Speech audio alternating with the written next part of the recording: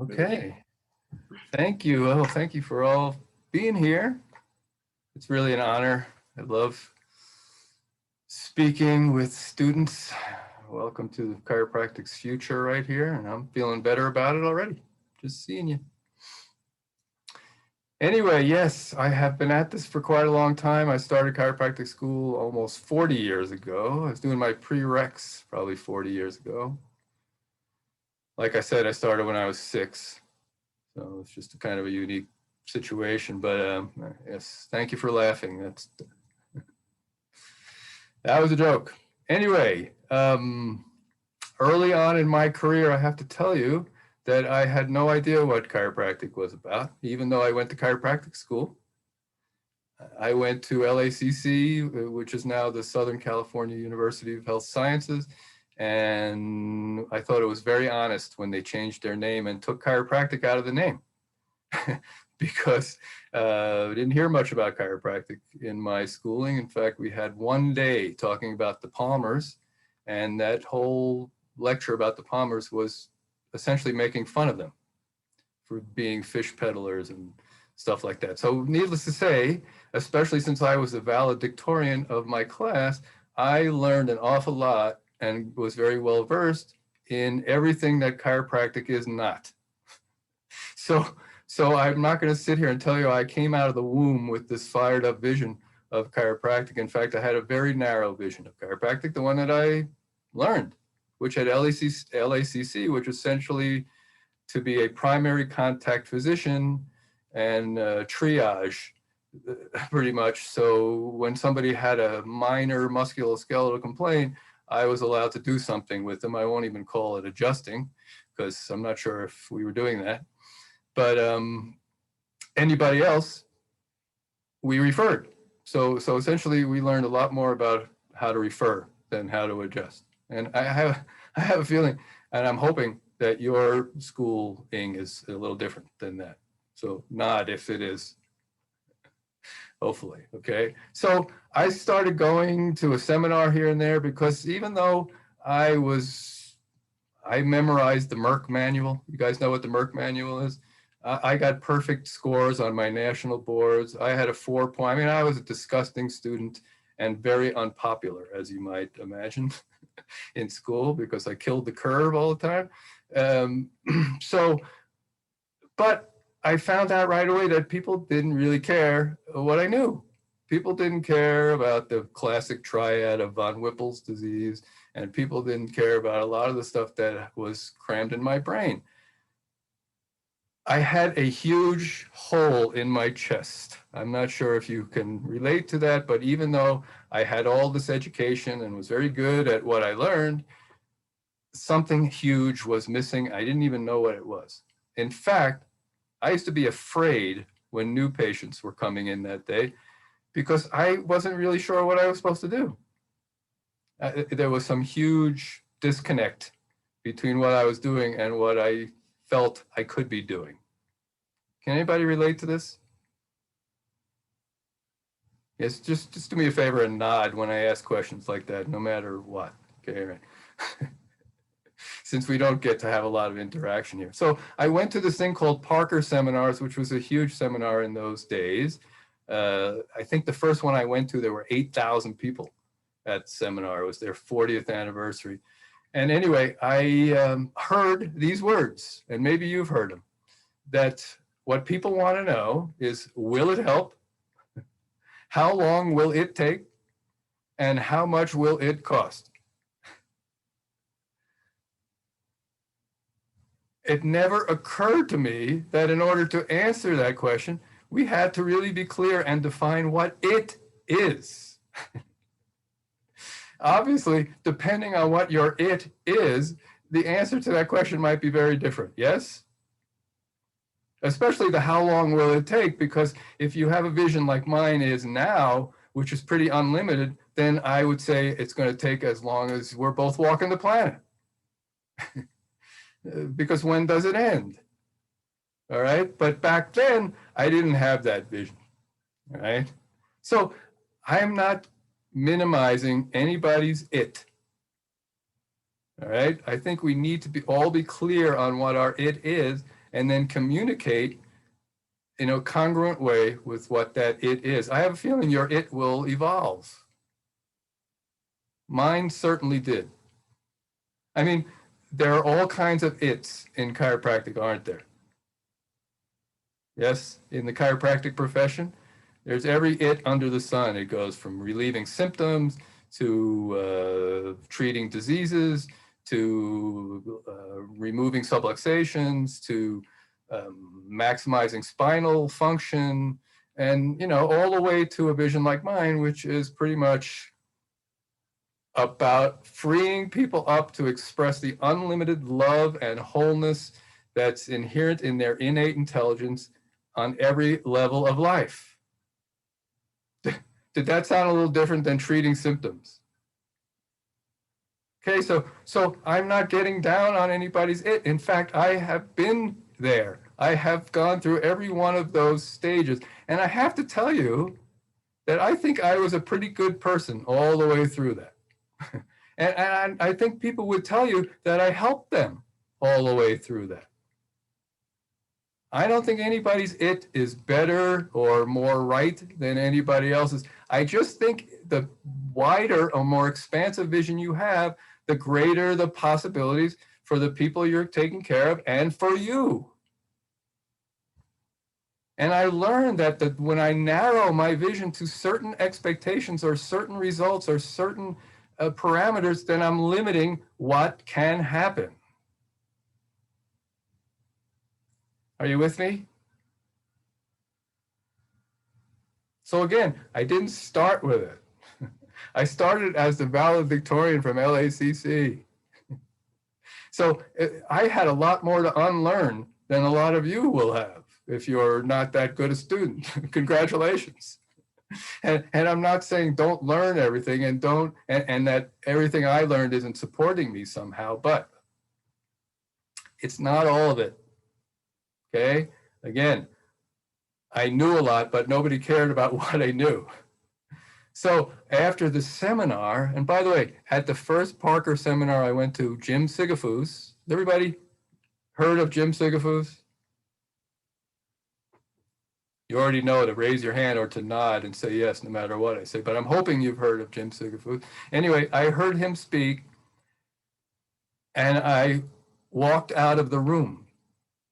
I left the room because I was not ready to hear what chiropractic really was. I was so choked up in even though I knew it wasn't all of it, I still wasn't open to hearing more. And a lot of people used to storm out of the room.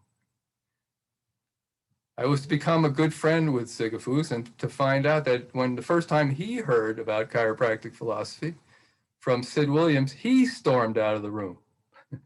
So apparently to be a successful chiropractor, you have to storm out of a room at least once in your career, right? So a year later, my associate at the time, or my partner at the time, said, let's go back to Parker. And I said, sure, because I had gotten like 4 new patients on Monday when I came back, even though I hadn't changed a thing and didn't really know what I heard or anything. So I said, sure, you know, I would like to have 4 new patients again. So let's go back. It was fun. It was in Las Vegas. It was a big party. Why not? So I went, and this time somehow, I don't know, I can't explain it to you, but I heard what people were saying. And I heard Jim Sigafus speak again, and I don't know if he changed every word that he had said from the year before, but I seriously doubt it. But somehow this year, it filled that hole in my heart. And that was an amazing feeling, even though it was kind of scary, because at the same time, everything that I had previously believed, or everything I had previously based my entire belief system on, which was science, suddenly was shown to me to not be such a reliable thing to base anything on. You with me here? So I proceeded to go everywhere where they were talking about chiropractic philosophy, to read every book that I could find on chiropractic philosophy, to start going to Reggie Gold seminars. I just soaked up the philosophy on every level, and things started to change a little bit. I started going to a personal development workshop called The Gathering, which SCUHS and a couple of other of my greatest teachers ran. And so I started to work on myself. I started to grow into a bigger vision of myself, which helped me adopt a bigger vision for chiropractic. And then one day I'm at a seminar trying to get continuing education credits. And this Spanish speaking woman gets up there and says, we're going to Panama. We're going to do a mission in Panama. Who would like to go? And I found myself raising my hand, even though my brain was screaming, what are you, crazy? How can you do that? You can't leave your practice. If you left for a week, there wouldn't be anybody here in your practice to come in anymore. And I can't afford it and all this stuff. But for the first time in my life, I followed my heart. And on the break, I called my wife, and being the amazing person she is, she immediately said, yeah, let's go. And so I went, and I'm going to show you some slides right now, okay, if I can actually figure this out.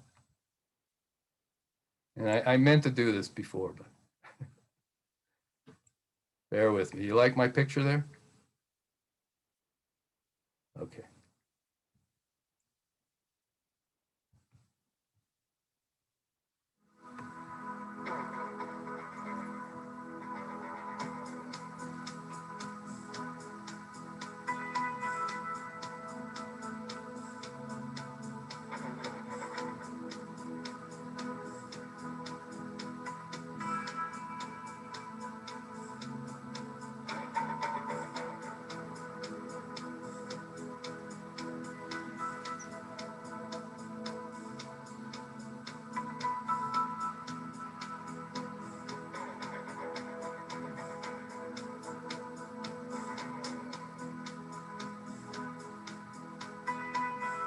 It's about 4 minutes, so hang in there.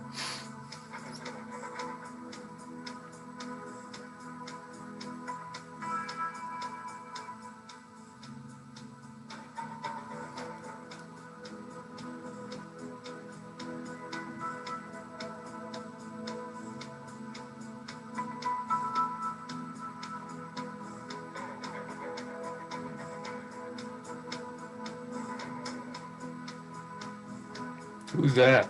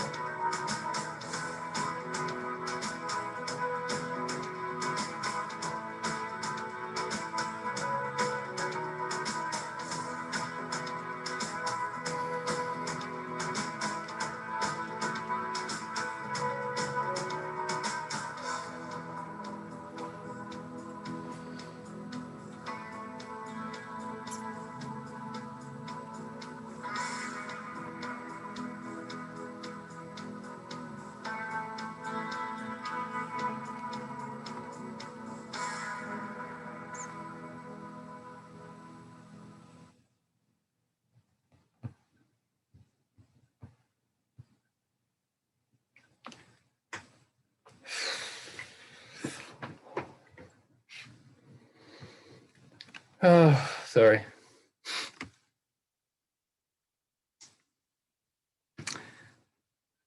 Yes, that was the third time we went. 147 chiropractors. We adjusted 385,000 people in 6 days. And that was signatures. People, the government provided all kinds of volunteers, and that was how many people signed in. So it was probably twice that, because every time we would be packing up to leave a place, a bus load of people would suddenly appear out of nowhere, and we would adjust them too, and they didn't bother to sign in. It was the most amazing thing. I can't even begin to tell you all the stories that happened in Panama, but we would show up at 9 o'clock in the morning. We would actually show up on time. And I think Panama is a little like Spain. Nobody shows up on time, but there would be 5,000 people waiting for us when we showed up, and we'd find out they'd been lining up since 5 o'clock in the morning, and some of them had walked for miles, and some of them were, were wheeled.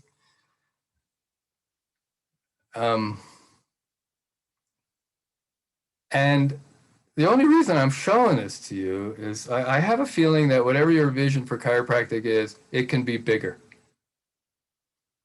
Because 400,000 people out of 2 million people in a country got adjusted in a week. And the entire energy of the country changed. We were told at that third mission that in the year that had elapsed since we were there the last time, the crime rate in Panama City had gone down significantly. And you're like, well, I thought it was about treating back pain. The thing was in Panama, I didn't know if people had back pain or an ingrown toenail or, receding hairline, because they would tell me, but I wouldn't understand. It was magnificent. And I know how to say I have pain in Spanish, but my response to that, if people bothered to tell me, was yo también. And they would giggle and I would giggle, and then we'd get on with it. And we were essentially with people for about 8 seconds or 10 seconds. And can you imagine, after waiting 4 hours, a guy is with you for 8 seconds and tells you that's it? But the amazing thing was, not a single time did anybody get up and say, that's it? No, man, they would kiss me or bless me or give me some food or a lottery ticket. And it occurred to me, I'm kind of a slow learner, but after the second experience of this, I'm like, why do I go to Panama and practice chiropractic and then go back to my office and play this game that I learned in school? And I couldn't come up with a good answer for that question. And I realized I was attached to all kinds of things that don't make any difference. Like just about everything I was attached to, like whether they pay me, whether they like me, whether they heal up in front of my eyes, whether any of that stuff, none of that stuff matters.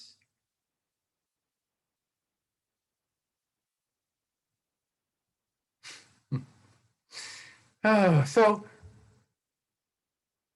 I had to grow into that.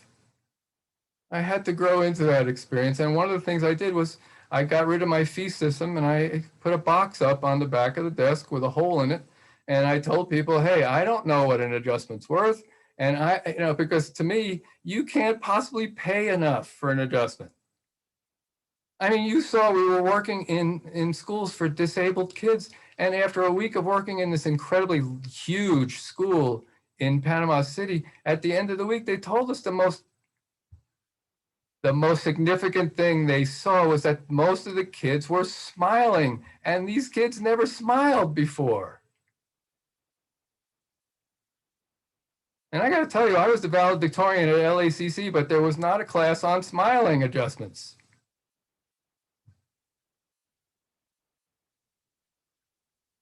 And I think that's pretty significant. I mean, I can't imagine coming home from work one day and seeing your 6-year-old kid smile for the first time ever.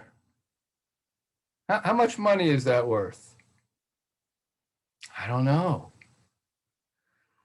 Oh, wow. So for me, the it of chiropractic is unlimited because innate intelligence is unlimited. And it's as simple as that. And the more that I owned that and the more that I communicated that, the more I let go of how and when and the way things should look as a result of my adjustments. In other words, the more I owned the biggest it about chiropractic, the more I realized I have no idea what is supposed to happen after an adjustment or what is going to happen after an adjustment. I just know that a miracle has occurred. I just know that a miracle is now in progress. I just know that we freed that person up to be in a little closer contact with the source of everything important and good in their life. That's all I know. And then people come in and tell me all the wonderful things that happen. And I say, oh, great. The more I owned it and communicated, the more fun I had. The more I owned it and communicated, the bigger things I saw, the more, and the less I felt I needed to convince anybody or change anybody's belief system,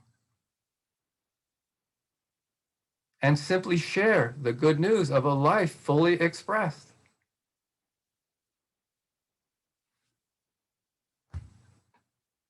I don't know, has everybody heard of Herb Reaver? Chap Reaver, Herbert Ross Reaver, the most jailed chiropractor in our history? Well, I got to see him speak when he was in his 90s, and somebody asked him, how did you stay motivated? Because he was still adjusting people in his 90s, and he never had a license. Not one day. You know, not recommending that, but that was him. So somebody asked him, how did you stay, or how do you stay motivated? How do you stay on purpose? And I got to say, that's probably the number one question I get from people. And Herb Ross didn't even understand the question at first. And then when he finally understood the question, his answer was, I got to teach people about the amazing wonders of innate intelligence every day.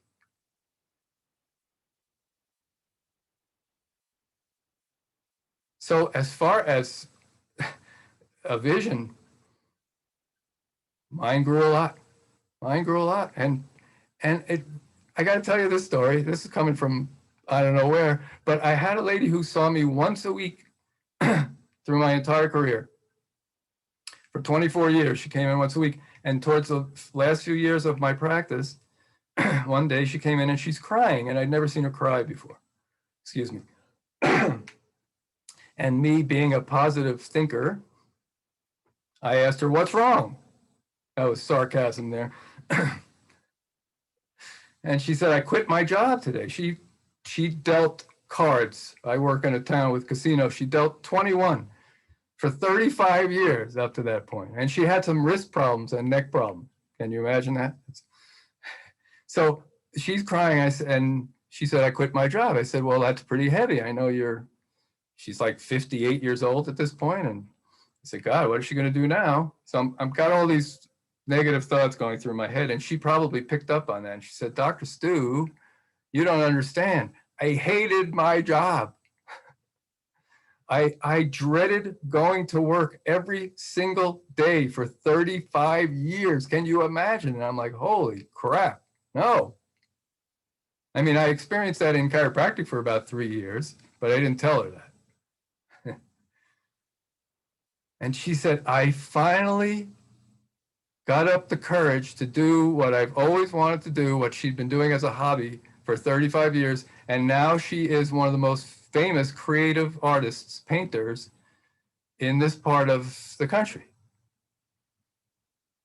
And she looked at me and she said, I never would have been able to do this if I wasn't coming in here. Isn't that cool? And so I gave her the same response I gave to everybody when they shared something cool. I would say, that was my quit the job you hate and start doing what you love adjustment. And of course, people understood that I was being sarcastic and they would laugh because you don't have an adjustment for anything specific. whether you think you do or not. Yeah. So whatever your it is right now, I think the most important thing is to get really clear on it and then tell it like it is. Because a big problem in chiropractic is we have this vision of chiropractic, this huge it in our heart maybe, but our head version of it is a little weenier, we might say. You know, we share the head version with people because we're afraid to share the big version, or we think this is the only thing they'll be able to accept or to get. You know, we come back from a seminar like Chiro Europe and we're all fired up and we say, I'm going to tell the chiropractic story to everybody no matter what. And then the first person comes in and, you know, you forget or you lapse back into old patterns, and we've all gone through this. But I think it's really important to work on ourselves so we can communicate at the same level that our heart holds. Because when we do, we're just so much more powerful. The more I owned it and the more I grew into my vision of it and the more I communicated it that way, the more people got it, not the less, the more they got it. And I have to say right now, please don't ever use the expression, well, people just don't get it around me. Because what I'm going to hear is, you don't get it. Did you hear what I just said? This excuse that people don't get it is something I think we've been using for 125 years. And it's not gotten us anywhere. I have a feeling D.D. Palmer, you know, because it took 3 visits. I don't know if you know that, but it took 3 visits for Harvey Lillard's hearing to be restored. Did you know that? Yes, I have a feeling after the 2nd visit, D.D. went home to his wife and said, he just doesn't get it. It holds us back. When we get it, they get it. And I'm going to say even more than that. They already get it. They're just waiting for us. They already get it. People go out and they buy books about stuff that's exactly the same as chiropractic philosophy every day. Half of the top 10 books on the nonfiction bestseller list in this country anyway are by people who are writing about chiropractic philosophy. They don't call it chiropractic. And we feel we have to water it down or dilute it or hide it from people or spoon feed it to them a little bit at a time.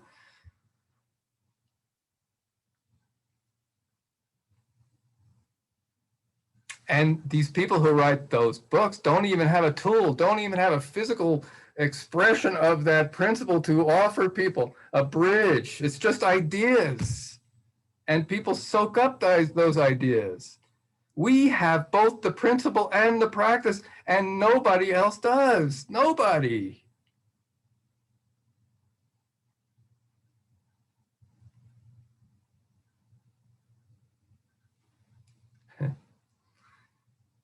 So maybe some of you started with a huge vision and school is chipping away at it. Maybe some of you had a huge vision even through school, but COVID is chipping away at it. I'm here to tell you that everything that was true about chiropractic a year and a half ago is still true. In fact, it's more important. It's not more true, but it's more vital than ever. People are screaming and dying and incredibly fearful for exactly what we have in our hands, on our hearts. Who's going to tell them if not us?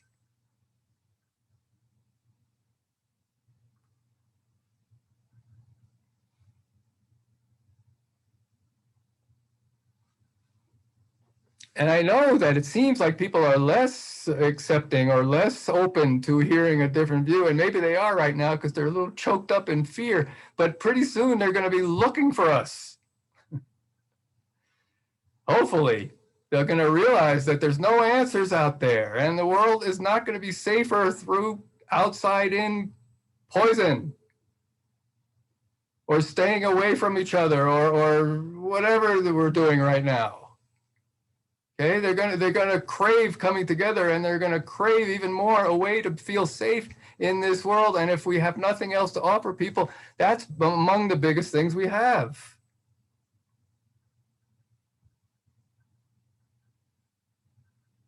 So whatever your it is,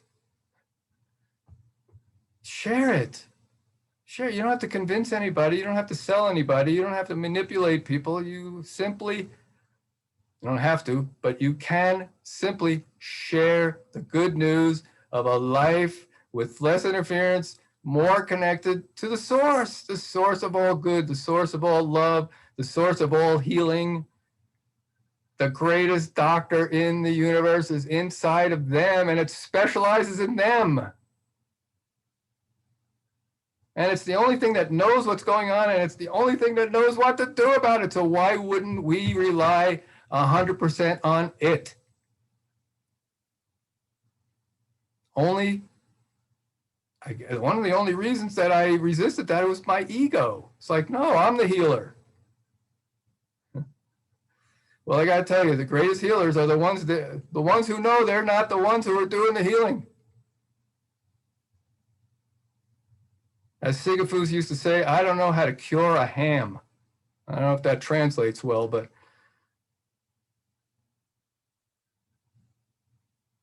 and some of you heard this story, but it's the best story to illustrate all of this. I had a gentleman in my practice who had a shoulder problem, and the only reason I know he had a shoulder problem is he insisted on telling me he had a shoulder problem every single time I saw him. And this was interesting because the first time I saw him was at my health talk when I told him, I'm not really interested in your problems. I have my own problems. I'm here to free up what can solve your problems, and it ain't me. And please don't rely on me to know what you need, because I don't even think you know what you need. It's not exactly how I would say it to people, but that was essentially the message. Okay, so I adjusted this guy, or checked him twice a week for 2 months, up to the point of the story, and every single time I checked him, he'd get off the table after his adjustment, and he'd say, hey, doc, when's my shoulder going to feel better? And then I'd have to come up with an original way of saying exactly the same thing that I've told him twice a week for 2 months, which is, I don't know. So sometimes I say, I don't have a clue. Or sometimes I would, I'd mix it up a little bit, maybe hoping that would get through. But see, the thing was, it always seemed to get through. I would say, I don't know when your shoulder is going to feel better, because I didn't design your body, and I don't know what the priorities are. And if there's something going on in your body that maybe is a higher priority, maybe innate's working on that. I don't know. I haven't touched your shoulder. Have you noticed? Yeah. How come? And so I go through this whole thing. After a while, I started actually thinking maybe he doesn't get it. And that got my attention, because I already told you how I feel about that statement. So I go home that night and I decide maybe he's in the wrong place. Maybe I have to tell him to go. Oh, because the other reason I think he didn't get it was because he used to bring his little 5-year-old daughter with him to the office every time. So this is, again, twice a week for 2 months. And I'm bugging him every single time about letting me check his daughter, and he never lets me check her. In fact, I think the week before, and I'm going to get to the story, believe me, I think the week before the event that I'm going to tell you about, I asked him, is today the day I can check Emma? And he says, she doesn't want to. And I said, well, if she had been adjusted before and then she doesn't want to, I would totally honor that. But so what I said was, when you vaccinated Emma, did you get her permission to do that? Or did you get her opinion on whether or not to do that? And he looks at me like I'm crazy. Okay, but it was an indication of that I was kind of losing my patience with this guy. All right, so I go home and I practice this speech about, maybe you're in the wrong place. And I had to practice a speech because I never had to give this speech before. When people didn't want to be in my practice, they left. And that was okay. Okay, I'm getting to the story now. So I come in and I'm about to deliver my speech before I adjust them, but I get a message from Innate, says adjust them. So I adjust them, and because I got this message, I'm expecting a different result. But sure enough, he gets off the table and he starts to do this. And I say, hey, buddy, before you ask me that question again, may I ask you a question? And he says, sure. And I said, okay, what's different? What's changed? What's going on in your life? You've been coming in here for 2 months. Has anything improved? Has anything changed? I don't think so. Oh, come on, man. Have you noticed more energy? Are you sleeping better? Are you able to eat, something you weren't able to eat? No. So again, I'm about to deliver this speech and I get another message. It was a big day for Innate to speak to me. And this time it gives me 2 words, ask her. And I'm like, who is her? And I'm looking around and I see her. She's outside my dressing room playing with my toys. It's his daughter. It's the only her I see. So I said, oh, it must be her. So I call Emma into the room and I'm thinking, oh God, this is crazy. But I did it anyway. I say, Emma, help me out here. You've been coming in here twice a week with your dad for 2 months. Have you noticed anything different about your dad? Well, Emma starts to cry, like only a 5-year-old can cry, and starts to bawl. And we were all like kind of awkwardly waiting for her to catch her breath. And finally she says, yeah, Dr. Stu, he's not hitting me anymore.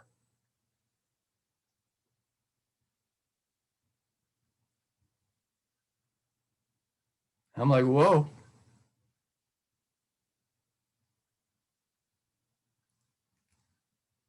I was very proud of myself in that moment. It was probably my proudest moment in chiropractic. I wasn't happy that he had been hitting her. I was happy that he stopped. What I was proud of was that I never touched his shoulder, and I was the valedictorian of shoulder stuff. I could have manipulated his shoulder or electrocuted his shoulder or assumed he was suffering from a lack of heat or cold and put some heat or cold on him.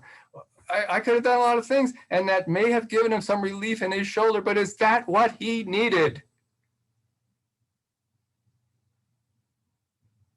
Please say no. I know it's different than I told you to do, but no, man, he needed some sort of mental clearing, didn't he?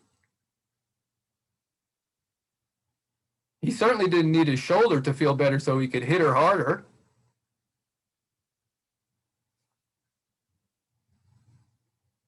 That was a big moment for me, but that was what Panama was all about. I didn't know. I couldn't know.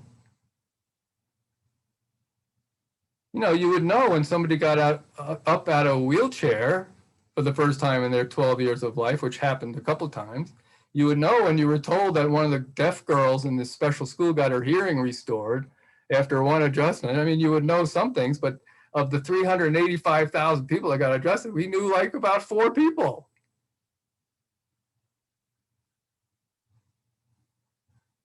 Yeah.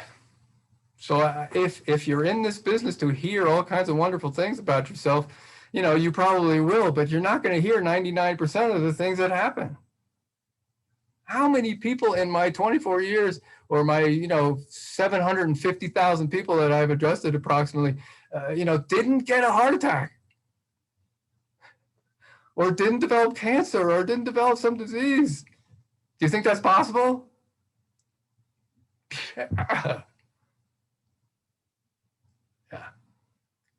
The most important thing about having a bigger vision is that's what we take into the room with each patient. That determines our intention, that determines our heart space and head space. And to me, that's the most important thing. Whether you're talking about having a successful life, more referrals, more better results, it all boils down to that moment that you are with that person and whether they can feel your heart, whether you're with them, and they can't possibly feel you, and you can't possibly be as present as you can be if you're worried about whether they're going to pay you or whether they're going to heal up or whether they're going to like you or any of that stuff.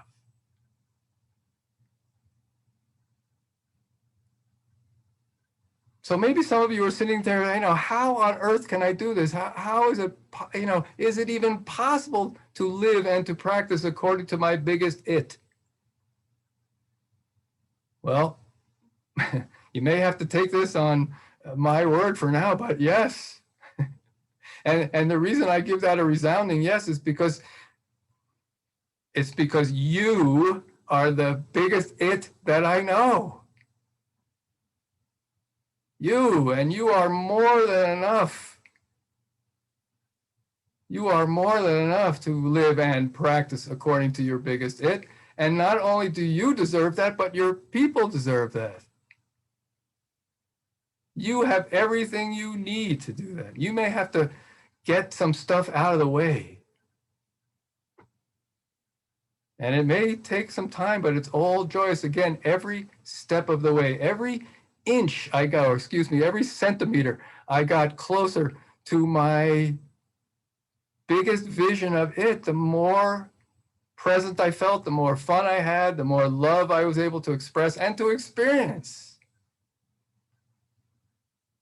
And everything you say and do can be totally in alignment with your it. And everything you say and do can build a bridge for other people to get to their biggest it. Wow, what would the world be like if every chiropractor on the planet only brought that kind of vision in to each adjustment?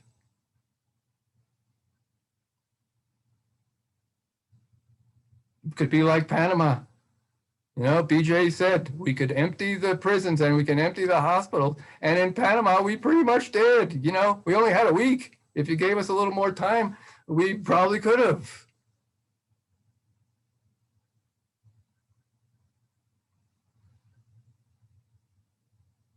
You and I have an immense it in our hands and in our hearts. It's an it that the world desperately, desperately wants and needs. No matter how many people tell you right now that's not true, it's more true than ever.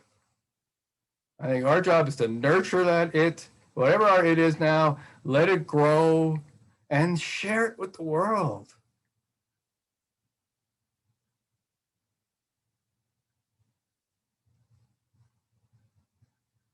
We're talking about an intelligence that can take croquetas de jamón and make eyeballs and spleens and livers. How did I do, Francesca? I had to practice pronouncing that longer than it took me to prepare for the rest of this talk, I want you to know. But that's the kind of intelligence that,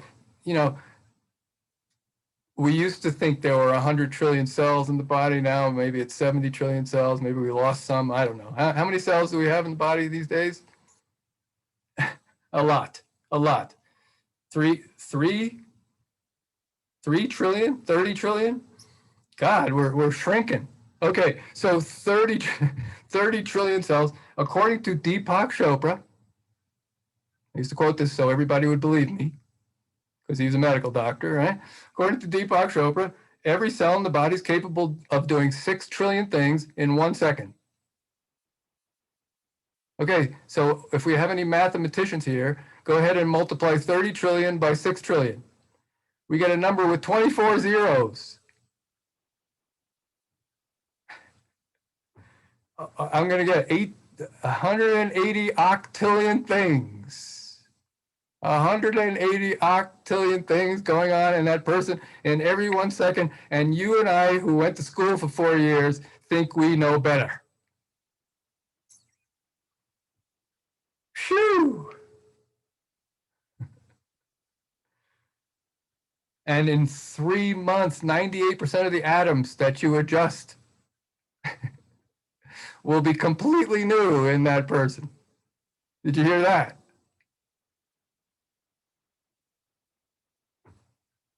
And it still looks like them. And they may even have the same listing. Wow, that is incredible. 3 months later, 98% new atoms, and and I'm still gray. And when I bend over, my eyes still don't fall out. This is all rather amazing to me.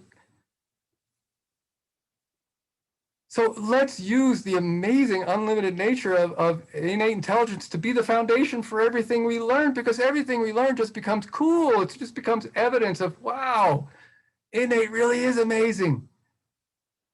When I was in school, I was proud that I could memorize the Krebs cycle. It never occurred to me that every mitochondrion in my body was doing the Krebs cycle.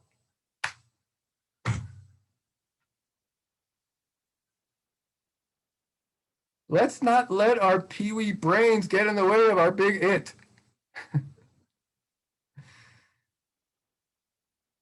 Let's get it behind and support that and allow us to be more congruent. And again, grow into that, grow into the ability to share the deepest, biggest truth that we can muster up about chiropractic. And once you start doing that, you'll maybe get over your fear that people are going to think you're crazy or they're going to get angry, because it does happen. But it's probably just somebody like me who walked out of the room the first time I heard it. They may not be ready. But in many cases, those people come back 2 years later and they start trying to teach you about chiropractic philosophy. Hey, doc, I got to teach you something that I learned. And you're like, I told you this 2 years ago.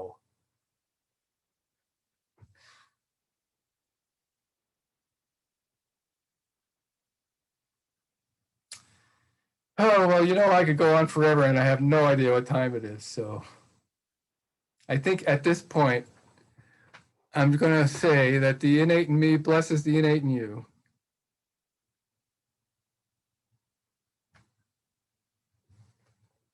And I'm so honored to be here. And I hope that sparked something. He's obviously got me excited. So I think we'll open up for questions. Is that correct?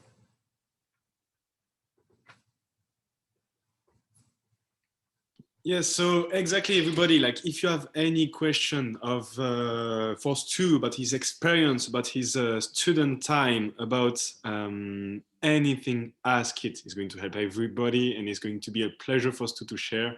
So ask questions, that's how you learn.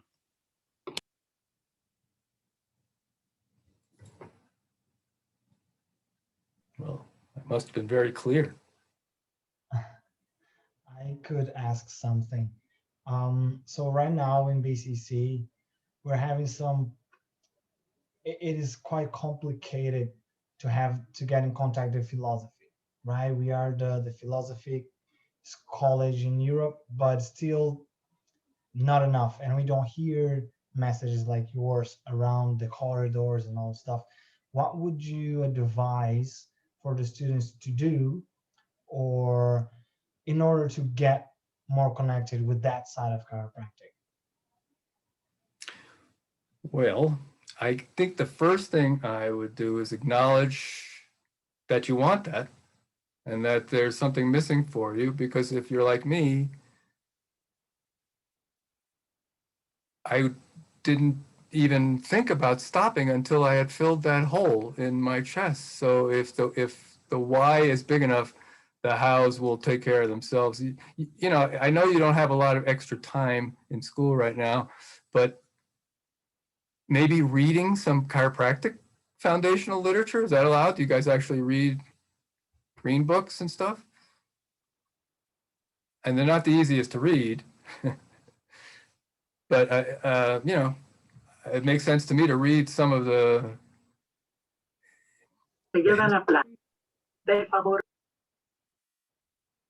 Sorry? Anyway.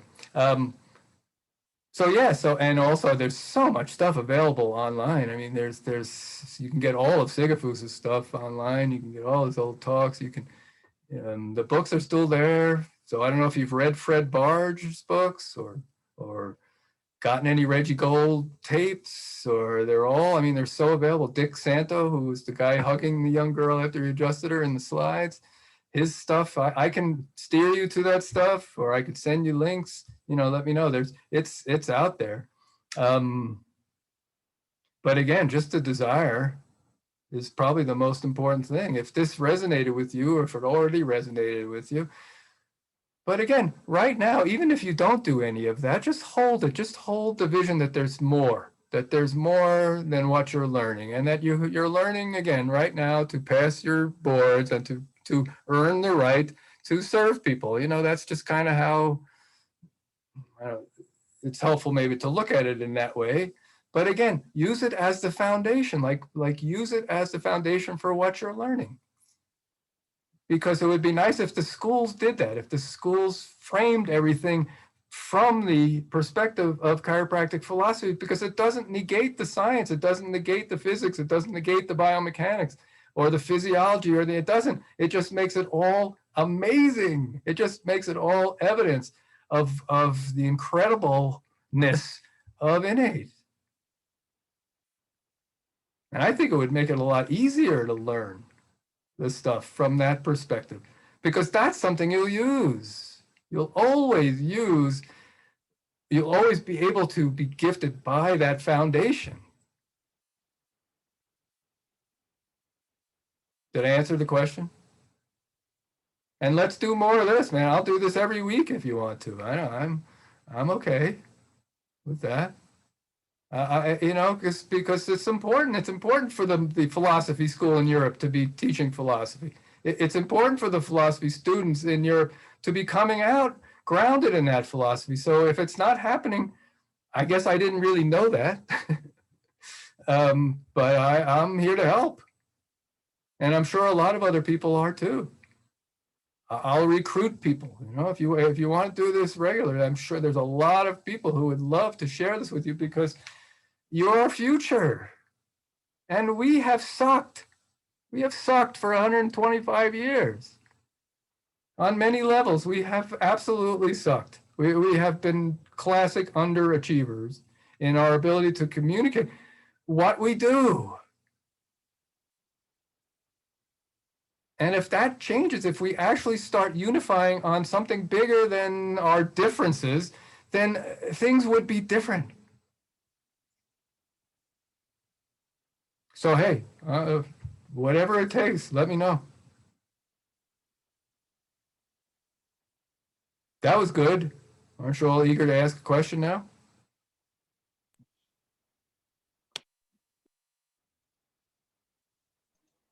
Again, keep asking. Go for it, Thomas.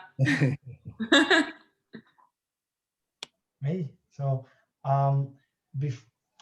we always say that when you are adjusting, you have to connect with your it. You have to enter a state where it's not you anymore. It's just you connect with the patient that is more like your unconscious part.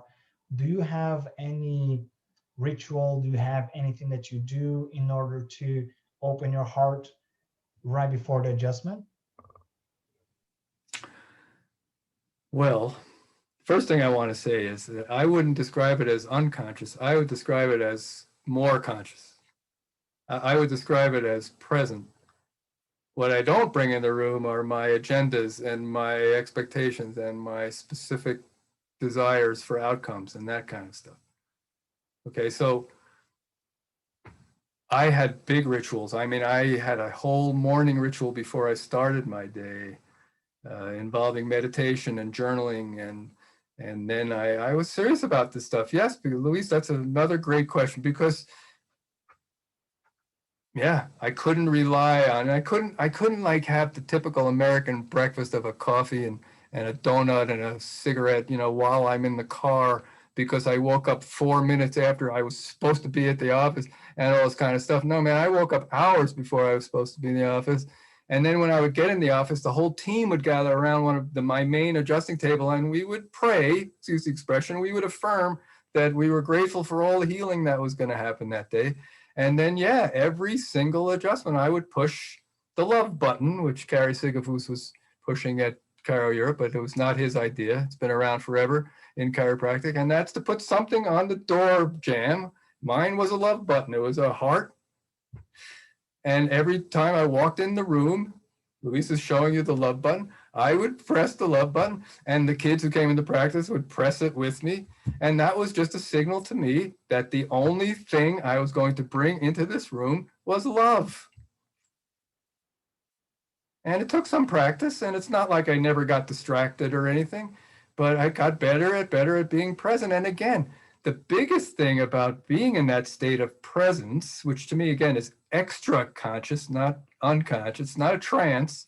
It's you in your highest self showing up with nothing else. That's all it is. It's you. It's not somebody else.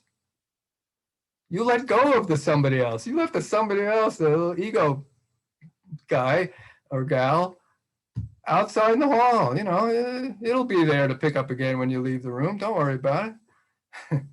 If you want to. Yeah. Does that answer your question? Yes, I was very conscious and intentional about this because I could not rely on just like hoping that it would happen, because somebody would invariably say something, or the grumpy patient would be in there. You know, if I was depending on the whole universe to conspire on my behalf so I could be present, that rarely happened. I have a question for you. Actually, I have two.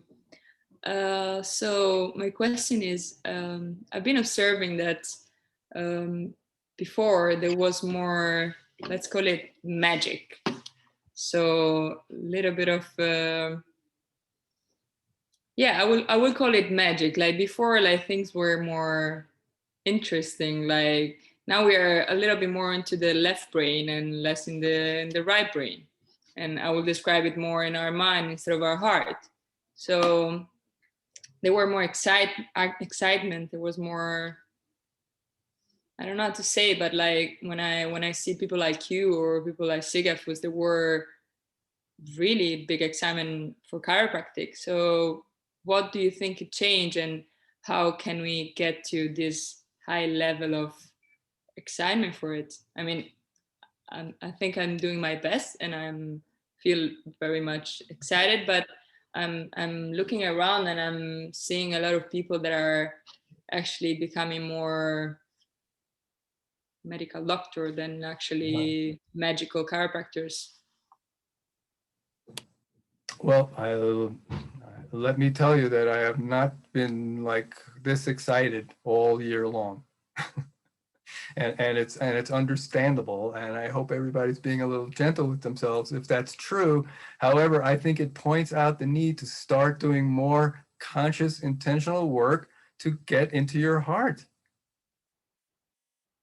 I mean, nobody can do that for you. So if you find it more difficult to do it, you got to do it more. You know, if I'm finding a weight that I'm trying to lift more difficult, I'm going to work at it more, right?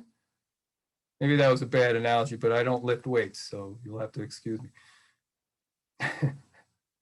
But yes, it's been a hard year to stay in our heart, and it's been a hard year for everybody to stay in their heart. And everybody's operating with a little more fear or anxiety, or at least doubt.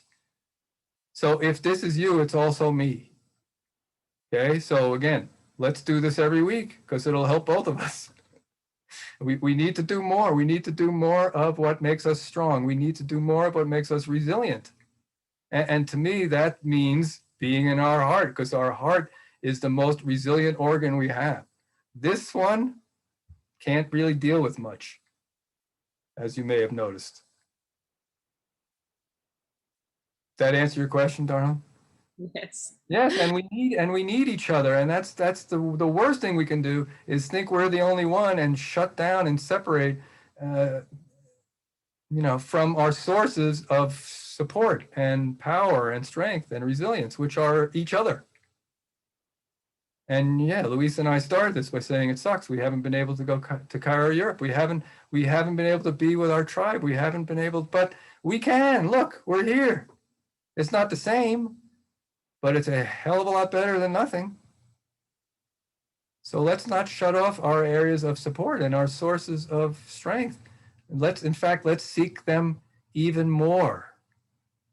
And then maybe when this thing is over, or however, I don't even know the right way to put it anymore, then we're going to come out strong, because that's when the world is ready and is looking for us. Wouldn't it be nice if we were there?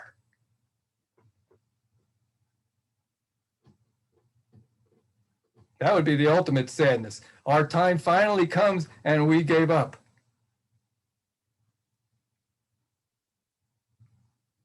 No. So we're not going to let that happen, are we? What's your other question? We have another question from Thomas, Okay. and it's asking, how do you educate your patient through talk? If yes, how often, or which subject are you talking about? I'm sorry, I didn't catch that. So it's basically asking, how do you educate your patients if you talk to them, and which subject, and yeah, and how often? Well, first thing you had to do to get an adjustment for me was come to my talk, which is pretty much similar to what you've heard. So that's what I talked about. And then we reinforced that for the first at least 15 times they came in. I had these little, we call them education cards, little postcards that had 1 or 2 sentences from my talk with a nice little picture. And they didn't walk away without some piece of literature reinforcing. And then my table talk was all about that. It was all about, and it wasn't 20 minutes per adjustment. I would just say one thing to, again, reinforce that idea.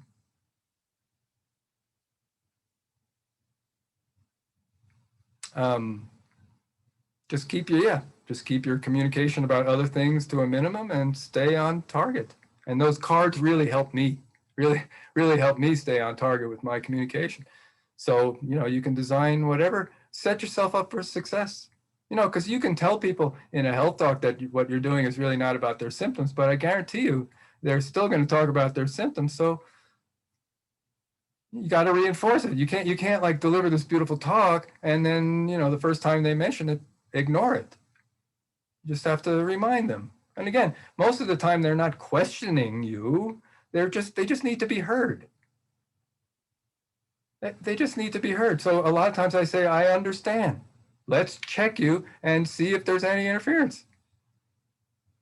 That's all. I don't have to get into any more about it than that.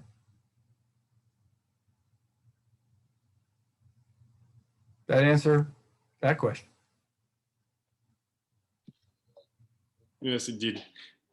I got another question from Leah, who is asking, you've mentioned that the profession didn't do a good job enough to promote chiropractic through the world. What will be the solution for you? What will be what we could do?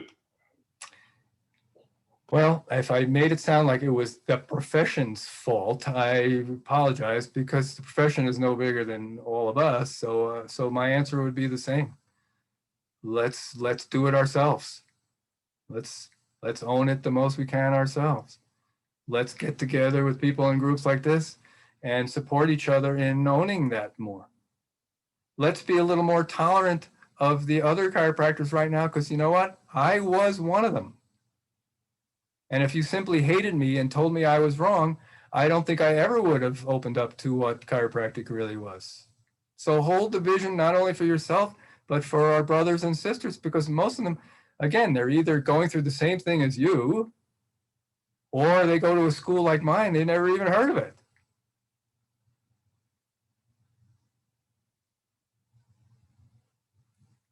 How's that? Yeah. Yeah, I mean, we only have control over our own consciousness, so let's at least own it ourselves and communicate it ourselves. And then, start a tribe in our own circle of influence, because pretty sure if we had all been doing that all along, we wouldn't have to answer that question.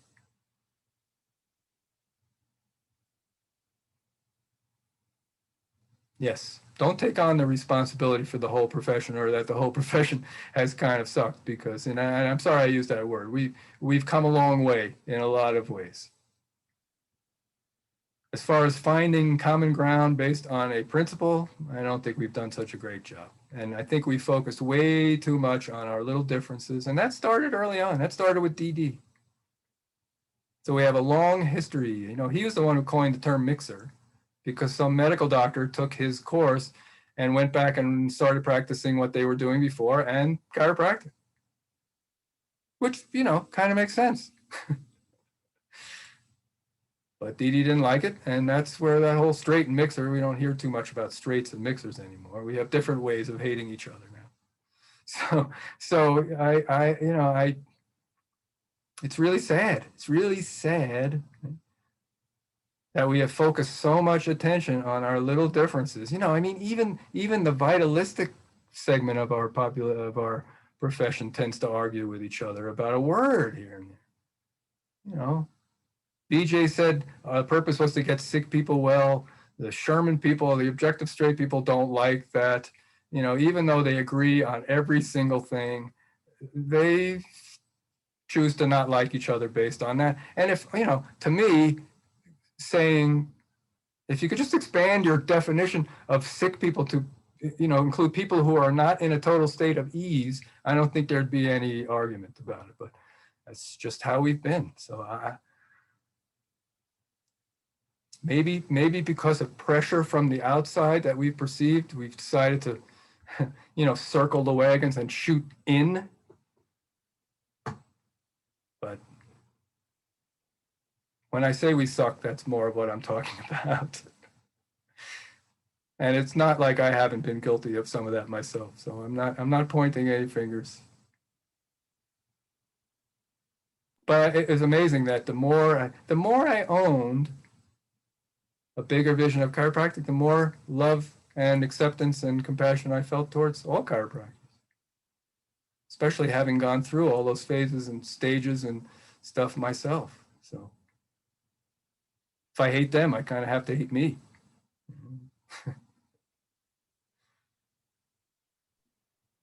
I have a question. I was really moved by your whole story about going to Panama with all the chiropractors, because I always, at least in my mind, I've always envisioned helping people, but I always thought that chiropractic would be a kind of a small scale way of helping people, because you only see 1 or 2 people at a time, and then you could go on. But if you see thousands and thousands of people at a time, I mean, that's more, that can change more lives than I can't even count. But how do we get things like that to happen? How do we have more events like the trip you did? Because if we could do more things like that, I think we could make a much bigger impact on a much bigger scale if we all come together and do 1 week or 2 week or a month sessions of chiropractic in places that's needed.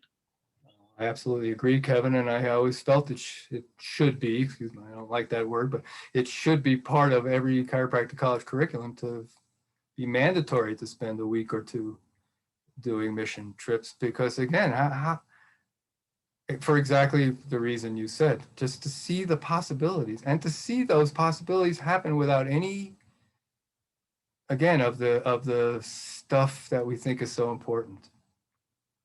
In fact, maybe it happened because we didn't have, you know, the benefit of all that stuff. So there are more missions now than there were. There are missions going on all the time. There's a regular India mission. Of course, you know, all this changed in the last year, but I'm sure it'll be starting up again.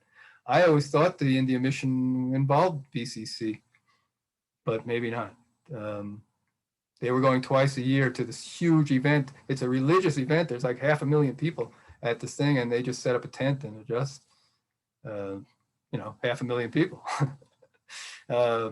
Panama was kind of unique in that we were let loose, because how it works in Panama is if the government says it's okay for us to do what we're doing, we didn't need to get permission slips from parents. I mean, you saw, we would just go into the schools and 800 kids in a school, and in about 45 minutes, 2 of us would leave the school having checked every single kid at their desks. This kind of stuff was, you know, it may be a while before we can do that.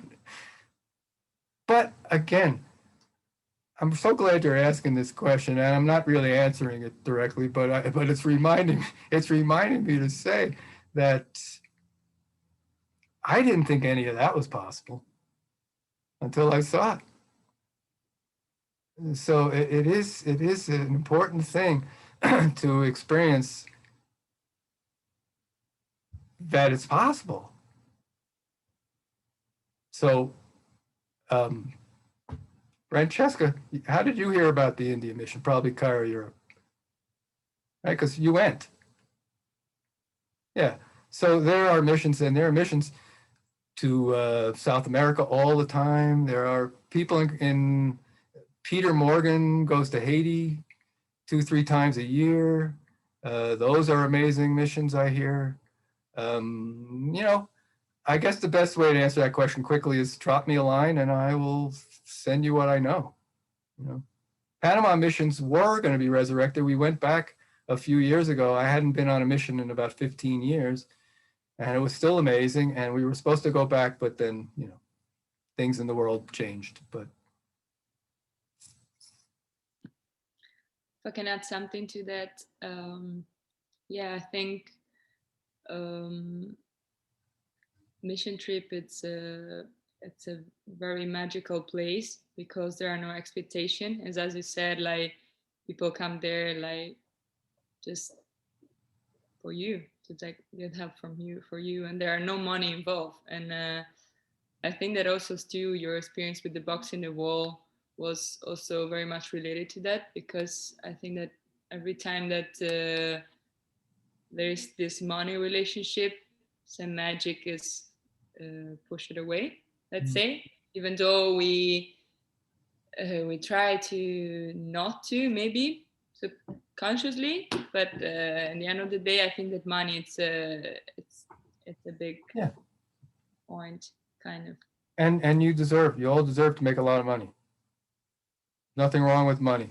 I don't want it to sound like that either.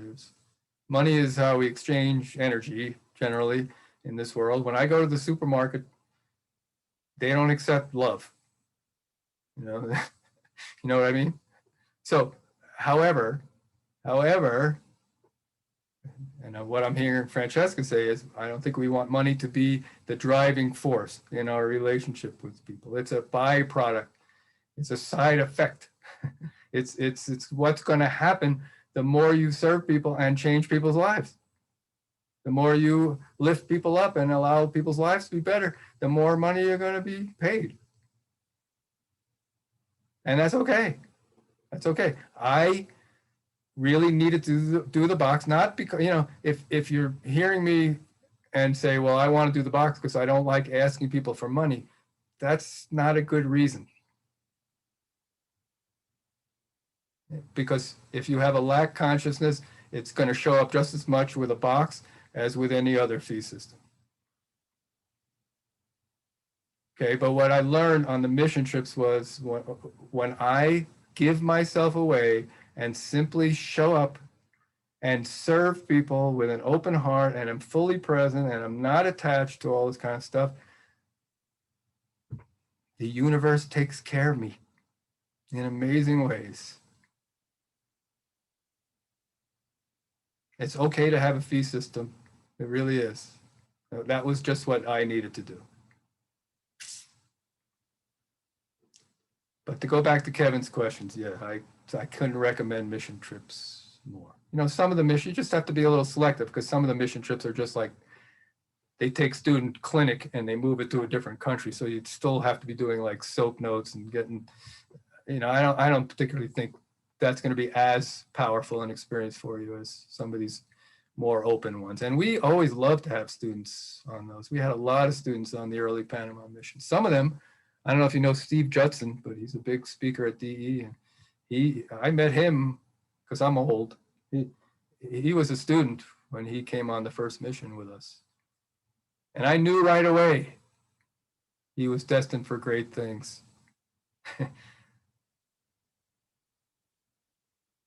Yeah. Do it. Do it. Yeah. Do it.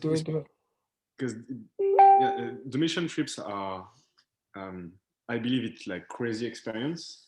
It change a life, change a vision, change a sole purpose, basically.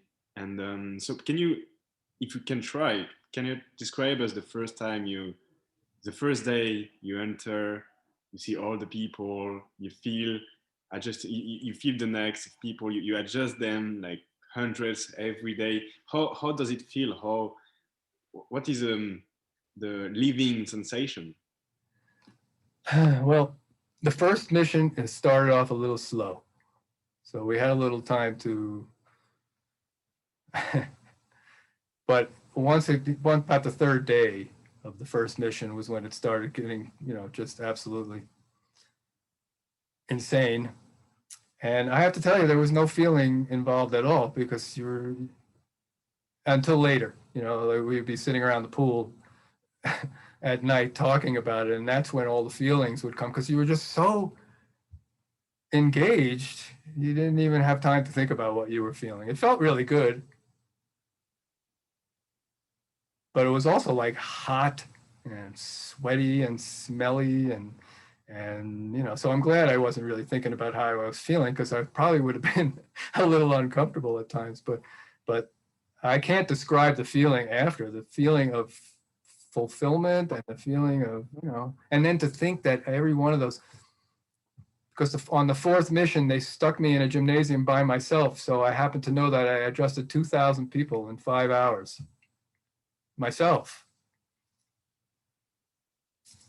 And I, before going on the mission trips, I would have told you I couldn't even shake hands with 2,000 people in 5 hours, but they showed me the signatures. So apparently I did it. The key thing here is not to think that it's just Panama or just India or just Haiti or just, the only reason it happens is because these people are different or whatever. That's not the lesson to draw from it. The people are the same everywhere in most ways.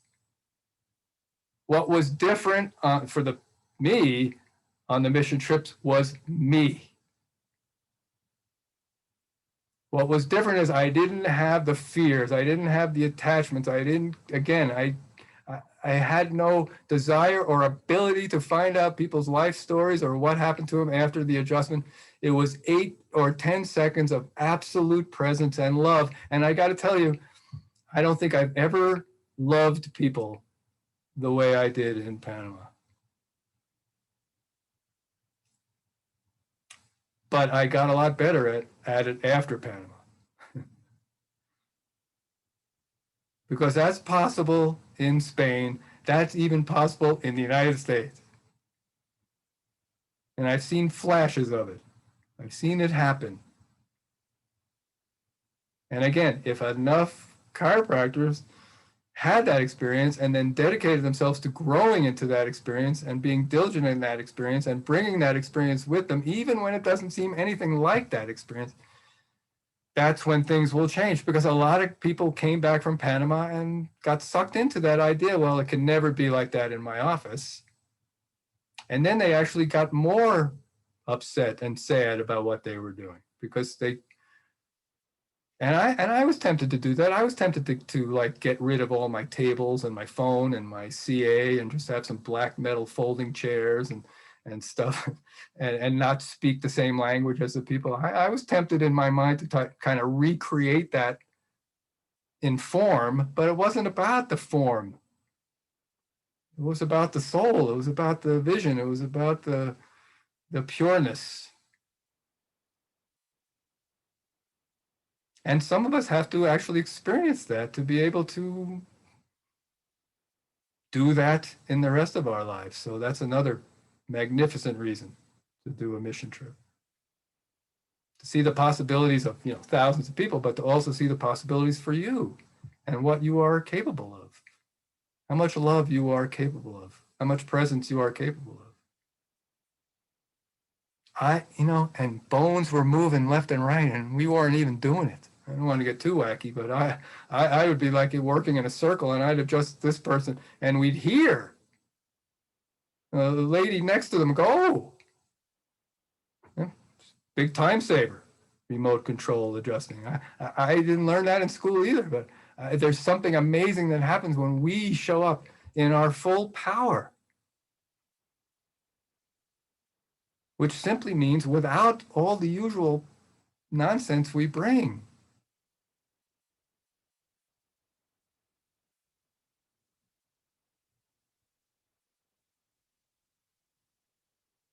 Panama stories were tremendous, yeah. On the first mission, on the last day, was the first time we were all going to be working together because we've been shipped out to different places. And as you saw, we worked in maximum security prisons.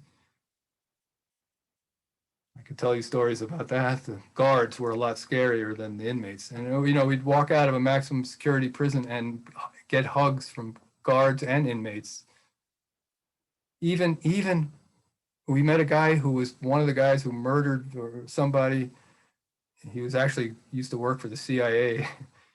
He was speaking perfect English, and SCUHS adjusted him.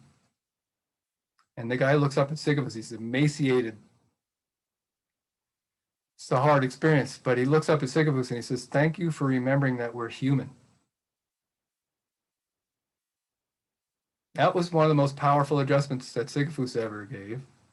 I was to hear from him. Even that person was capable of love and being a better person. And maybe if somebody had gotten their hands on him sooner, who knows? I was about to tell. So we show up in the gymnasium, 18 of us. We adjusted 46,000 people, the 18 of us, on that first mission. And that last day we go and there's about 10,000 people waiting. There's not only a line around this huge gymnasium, but there are people in every seat in the bleachers, and they give us a standing ovation.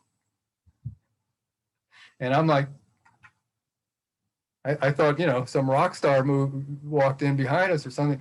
They were applauding us. And I don't think I'm going to tell you the story I started telling you, but we had a little division in the ranks halfway through that day.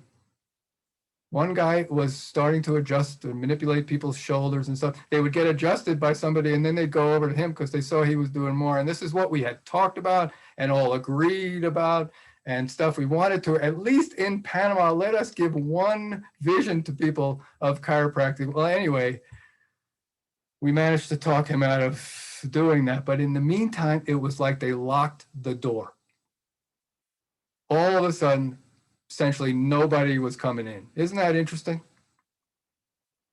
Like it brought us all back into our heads, and the magic, as Francesca used, you know, kind of fizzled for a while. So energy matters, and intention matters, and how we show up matters. We did a pretty good job, 18 of us, of staying unified. Pretty proud of us for that. But Francesca, you know, mentioned expectations. With each mission to Panama, there were more people coming with expectations, because the only reason they were coming was because they wanted to say they could adjust thousands of people. So, you know, intention still showed up in those cases. And by about the fourth mission, there was a lot of that. So from the third mission to the fourth mission, the numbers dropped considerably. So all this to me is not a coincidence. It's perfect evidence of what we're talking about here.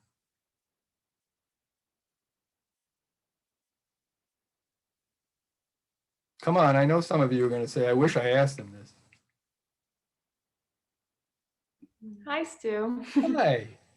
Thank you so much for that lovely talk. It's lovely to see you, Ms. Kira. Thank you. We really need that fire. We really need that passion back. Yeah, amidst everything. First question, if you could come teach philosophy at BCC, that would be absolutely incredible. And as long as it's on Zoom, sure. Yeah, exactly. So these are our weekly philosophy classes. I love it. And next, out of curiosity, have you ever attended CalGym? Oh, Oh, no, okay. I for some reason, no. Okay. Yeah, I thought I would have seen you there, or for sure heard you speak there sometime. Or No, I mean, I inquired at one time, but I was told it wasn't really my scene. I don't know. interesting, because you totally got the vibe, so I could totally see you there. But no worries. I know Billy DeMoss was in the Yeah. class. He was in the class ahead of me at LACC. So there's two LACC grads that turned out Awesome. okay. There's a cure apparently. Yeah, no, absolutely. Yeah. Well, once we're back up and running, I would love to see you there sometime. That'd be great. And also along that line, do you recommend any seminars or kind of personal develop gatherings to us? Can you recommend any? I recommend the Chiropractic from the Heart workshop above all others because because that's mine, and we're we're in the works for a couple in Europe this year, but of course. Yes. God, I think there's more seminars. For a while, to me, there weren't that many wonderful philosophy seminars because there was a phase in chiropractic where everybody kind of had their one coach or their one guru, and that's the only thing that people went to. Parker was wonderful because it had everybody under the same umbrella, and it accepted everybody under the same umbrella. And I think we need something like that again. But, obviously Chiro Europe, the UCA seminar in England, I'm trying to think of ones that are regular in Europe. Obviously there are ones in the States like DE that's going strong again, or New Beginnings and New Jersey. These are all some of the seminars that have been going on forever. Personal development workshops, Chuck Ribley's still doing personal development workshops, even though he's 80 something. Well, I'm 65 almost, so I guess that's pretty cool too. So almost there. But personal development workshops obviously are not just isolated to chiropractic. Any personal development workshop would probably be helpful. I mean, it's nice when it comes from a chiropractic place and uses chiropractic terminology. I'm pushing mine right now. And we're also working on figuring out how to do them virtually. So, but I will tell you that every Tuesday at, well, it's 11 o'clock here, so 8 o'clock in the evening in Europe, we are doing just a half hour. It's just me talking for about 10 minutes, and then my wife leads everybody in a meditation. We call it the Warrior Circle. Okay. I could send a link to you for that. That's free. That's every Tuesday. This Tuesday, in other words, today will be at 9 o'clock. Let me make sure I'm getting this right because I get so confused. No, it's going to be at 8 o'clock today in Europe. It's usually at 7 o'clock in Europe. We've changed our clocks, but you haven't, and it's just like mind-boggling. Anyway, so since most of the people we have on the call are from Europe, we decided to change the time for us. So actually, never mind everything I said. It's always at 8 o'clock in Europe. Always at 8 o'clock. So 8 o'clock tonight, which is coming up, but every Tuesday, and it's not something that's certainly mandatory. Whenever you can join us. So that could be helpful. That's been incredibly helpful for me. Every month we're doing a 90-minute virtual workshop or gathering, or whatever you want to call it, a healing session, or and again, it always comes from a place of chiropractic philosophy. So check out my Facebook page, Stu Bittman.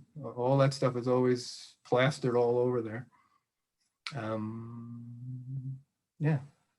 Do you want to ask one? That's great too. Or send me that same question personally, and I can do a more thorough job of answering it probably. So, but there again, like Louise says, there are lots of things. There are lots of things out there. It's just open and take advantage of.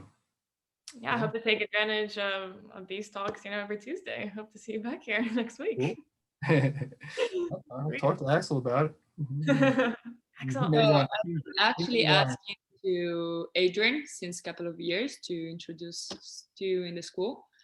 And I want to jump in the room now because Adrian just closed. And I told him that it would be nice to really take in consideration. He said, yeah, if you guys want to put it in the curriculum next year, it's something that can be considered. So you guys are the ones that should do that and keep some eye on it.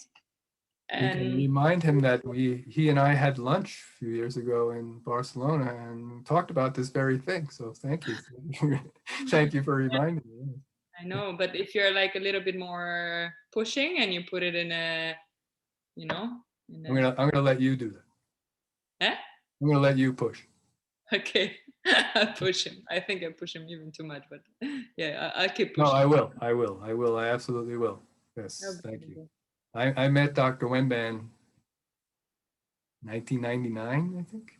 We were on a platform together in England. So yes, we've known each other quite a long time. Yeah, which obviously didn't make much difference from our lunch a couple of years ago, but maybe now. I got a last question for my side. If you take the perspective of your whole life, how it has been, I guess, a bit fast, and you've been living a lot of stories, a lot of challenges, a lot of years. waiting, a lot of years. Sorry.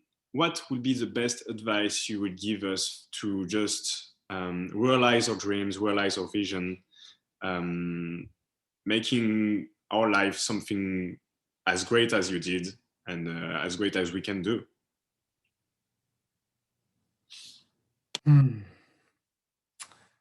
Well, I believe the best advice I could give you is start working on believing that you can. Because you can. If you can dream it, you can live it. And I'm not necessarily talking about the specifics or how exactly it's going to look, but if you devote yourself to becoming the most open-hearted channel for innate that you can, 100% expression of innate as BJ wanted us to be, and just hold that as your why, you'll figure it out. I guarantee you. Or it'll seem like people appear to support you in that and to steer you in certain directions, and you're gonna, you'll probably stumble a few times, but if you hold that vision, there's nothing to stop you. Nothing. Absolutely nothing. That would be my advice. If you can dream it, you can live it. And it's a beautiful dream because it's, Kevin, just that dream alone can have an impact on thousands of people. And will. If you were just 5 people a day with that vision and that much love and that much certainty, I think you're going to have more impact on the world than if you were just 500 people a day with no intention other than to make money or to tell people you can, when you go to seminar, that I adjust 500 people a day. Oh, I don't care about the numbers. I realized that I didn't know how much you could do with them. Well, the cool thing is when you hold that kind of vision, you end up seeing big numbers too. So I wasn't hearing you saying that, by the way. Use the Panama or whatever mission experience to, again, to expand your horizon so you know what kind of impact you can have. Yeah.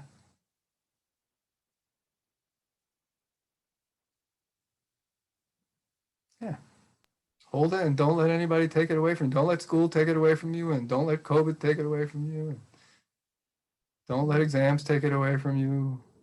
You know, because it can only be taken away from you with your permission.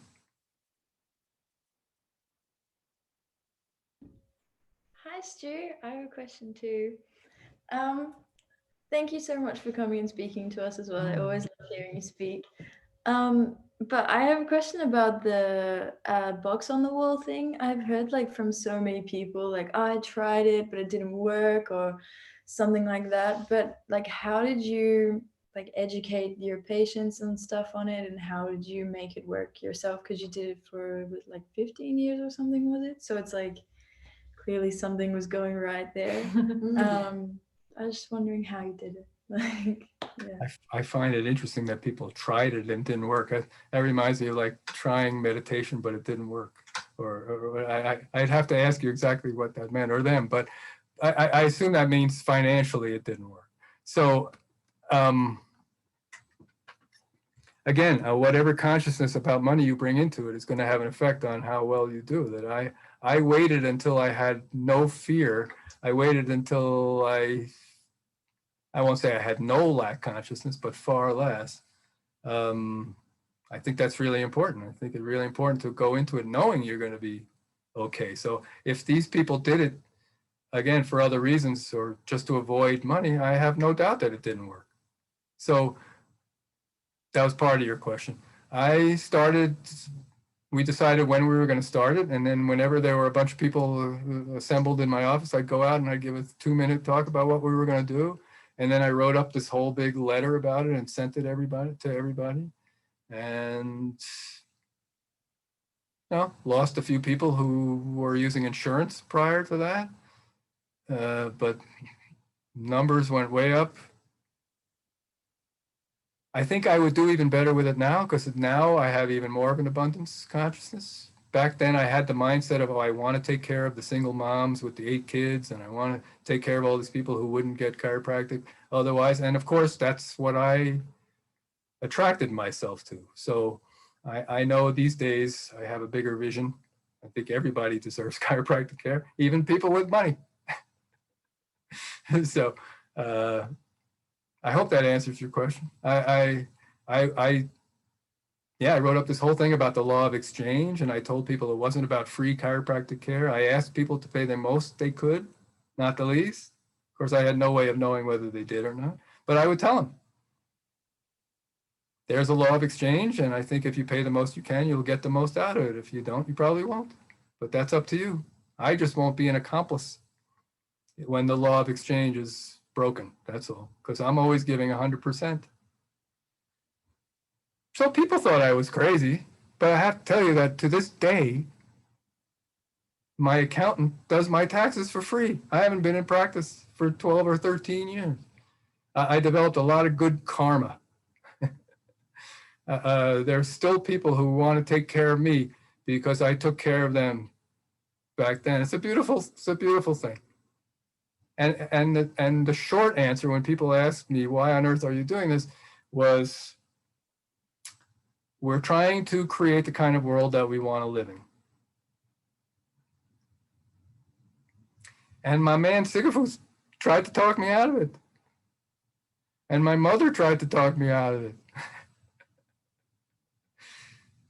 So that's another thing. If I had done it when I first thought it was a great idea because I hated dealing with money, anybody would have been able to talk me out of it. But at this point, the more people tried to talk me out of it, the better I liked it. And I got that from Sisyphus, so he should be proud of me. Yeah. It was beautiful. It was freeing, and look, I have cool shirts and everything. I was looking at that shirt. That is a cool shirt. And I travel. I was traveling with Sisyphus a lot in those days. And somehow the universe definitely took care of me.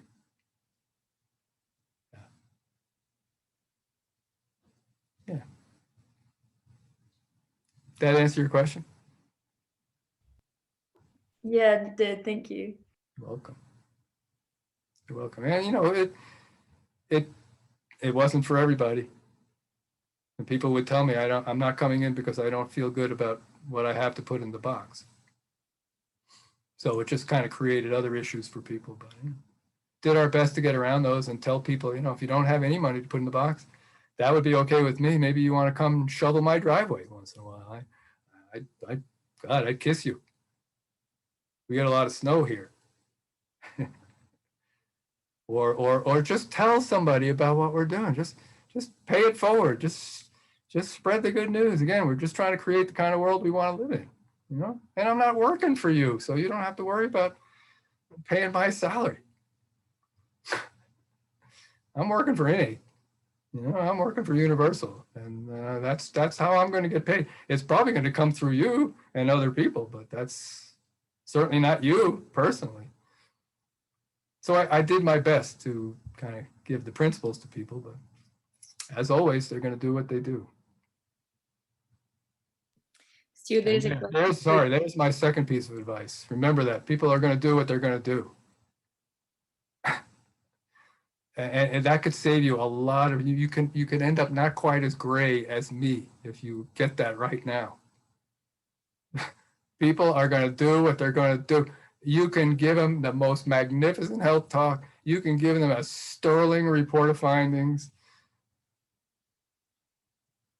They very well may look at you in the eye and say, no.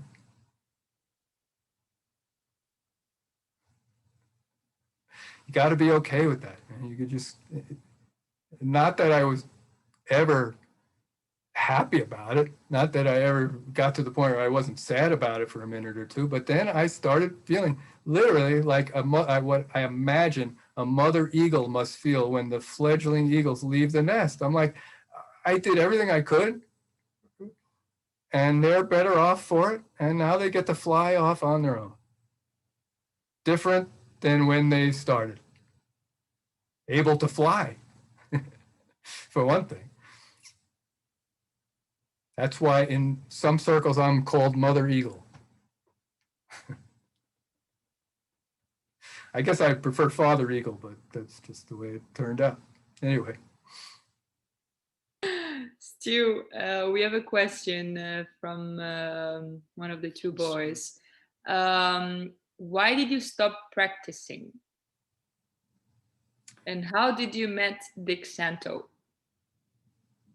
Well, let me answer the second question first because it's a lot easier. I met Dick Santo because he and SCUHS and another chiropractor named Cecil Collins were the ones who started the gathering, the personal development workshop that I went to about 50 times. And after about 20 times, I sort of became part of the team.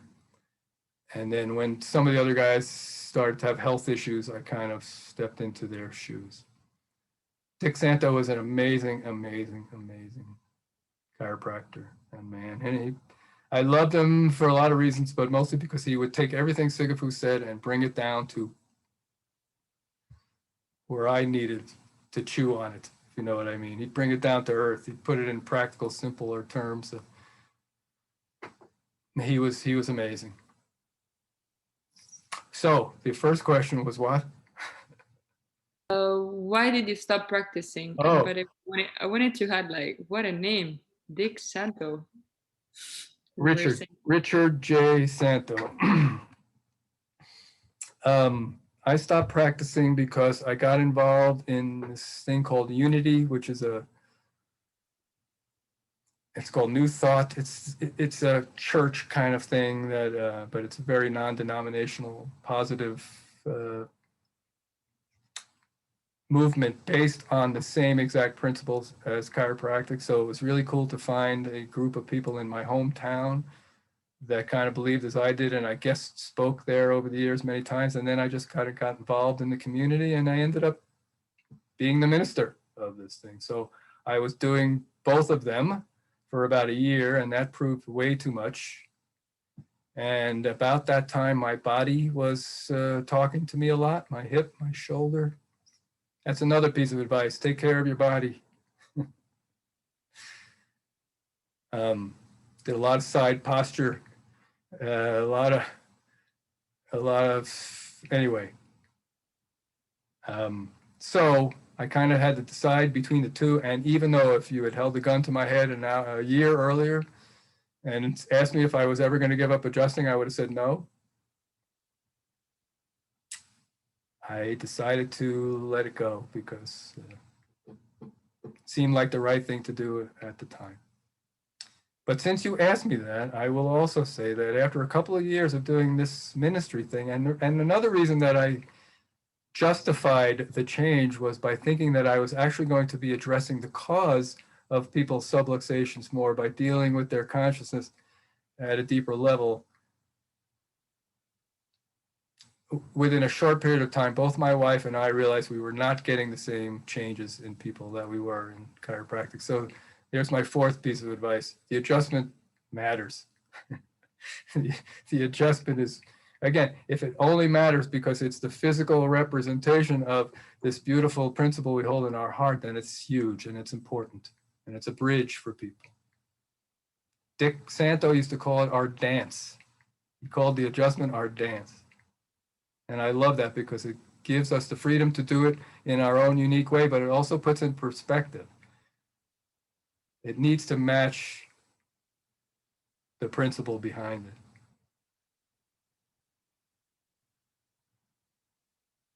So I have some regrets about that decision, but I also know that it was the perfect thing. Because I think I'm a better chiropractor now as a result, even though I'm still not in regular practice, but I have even more of an appreciation for this huge vision than ever. Because I saw what would happen when I stopped using my hands.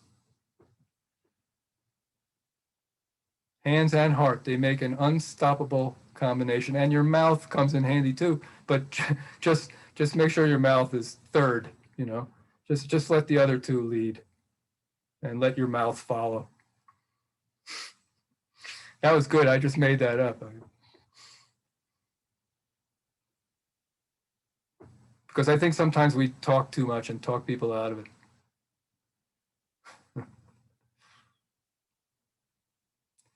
Fifth piece of advice, go into the interaction with the person expecting them to want chiropractic care, because they do. So maybe that would stop you from talking too much and talking them out of it. Not that everybody will, but someday they will.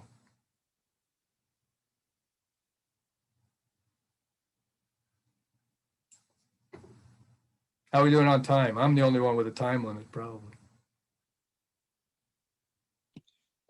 It's been 2 hours too. It's been You 2 pretty- hours. Well, I apparently I didn't have a time limit. That's perfect. But I do have to go. So I am going to say once again, let me know how I can help. Amazing. Please. And I actually have time on my hands, and I love doing this stuff. So I'm all for it. Let's see if we can let's set something every week, like a philosophy with Stu, and kind of class that we create between students. We can try to make something. The three of us can get it going. All right, I am going to leave the meeting now, but I'm going to. Thank you, Stu. I got a little message just before, but Okay. thank you so much, Stu. Oh, you're so welcome. Thank you so much, Stu. This is awesome. Hope to Thank see you. you guys this year. Hope to hug you this year. All right, until then, I'll see you on Zoom. Ciao, ciao. Take care. Yeah. Thanks so much. Thanks. Ciao. Bye. Okay. Let's see.